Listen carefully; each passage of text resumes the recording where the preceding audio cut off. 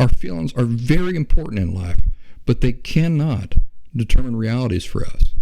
They serve a purpose that is beautiful and wonderful in life, but that purpose does not involve determining realities or blinding us to intellectual observations or to adhering to principle and things of that nature. So I'm not trying to discourage you, but remember this conversation we've had is when you look out at the world and you listen to experts and professionals and sources of information, never forget they are people. Let me ask you, is a person a scientist first, or is he a person first? Because from what I see, most people look at a scientist and go, but he's a scientist. He's not a person. He's something more.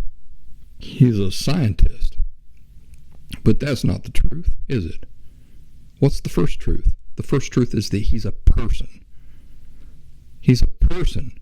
Those laws and principles apply. Whatever determines how people are, the things we're prone to, the limits that we have, that is the most important. He's a person first. And he's also a scientist, or he's an interpreter, or he's one of these other things. And guess what? Everything he interprets, everything he sciences, everything he interprets into law, it's all happening from a person. Never forget they're people, and that people overwhelmingly draw conclusions based on preferences. What are preferences? They're just our feelings. And remember that feelings will betray intellect every single chance it gets. And in an emotionally unhealthy person, this is a lot. Happens a lot. I'll never forget. Now, I don't know how you feel about Anthony Fauci, and this is not any kind of, I'm not attacked. You might think he was a hero during the pandemic. That's fine. Your opinion is not wrong.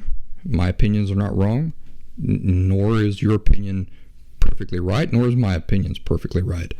But I will never forget, during the pandemic, him saying that any and all gatherings were absolutely unacceptable and out of the question and dangerous. But when asked point blank if the thousands of people rioting and protesting on the West Coast was dangerous as far as spread of the pandemic was concerned, what did he say? He didn't say anything. He refused to answer. He refused to answer. Why?